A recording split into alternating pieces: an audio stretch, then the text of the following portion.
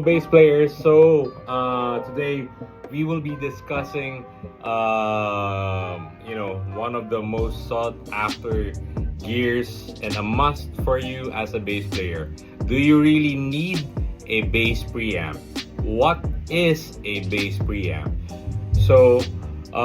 In a nutshell, a bass preamp is just a tone sculpting section of your amplifier in a pedal format. All right.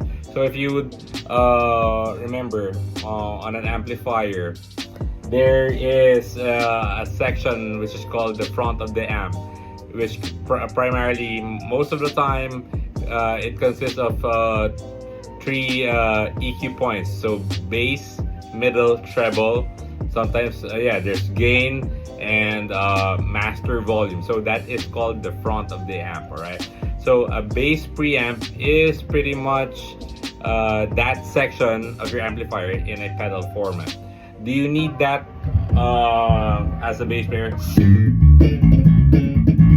For me, yes, especially if you're using a passive bass. So let's listen to this without the preamp, all right?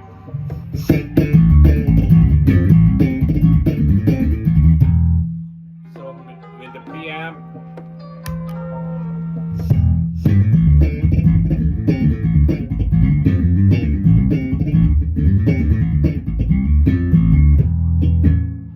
so it adds more beef, and it also depends on your application to your music. So for my case, I will use a bass preamp just to further enhance the bass frequencies that I needed.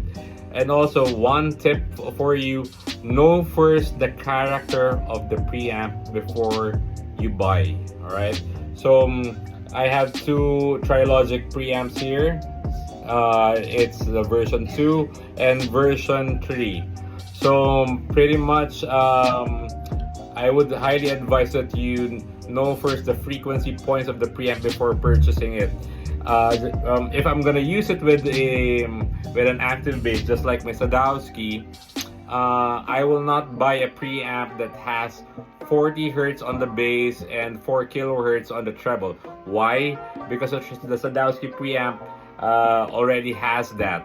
So I will buy probably a preamp that has 100 hertz on the bass and maybe 6 kilohertz on the treble side. So for example, on this Trilogic 3 preamp, it has selectable frequencies for the bass and treble. So downward is the 4 kilohertz, upward is the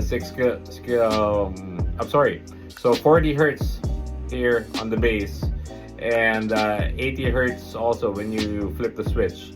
So for the treble side, it's 4 kilohertz on the treble side if it's downwards.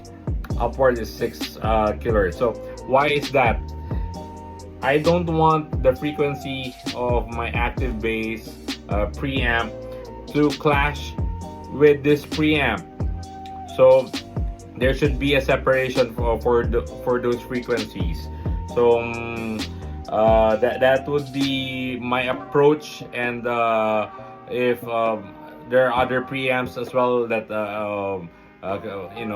create drives, I mean, if you crank up the volume and the gain, it will create a somehow similar overdrive tone. So it really depends on your application. So first, again, the tip that I'm gonna give you: if you're out there looking for your next bass preamp, please check first the character and the frequency points so that it will not clash with the bass frequencies on the bass that you're using, especially on active basses.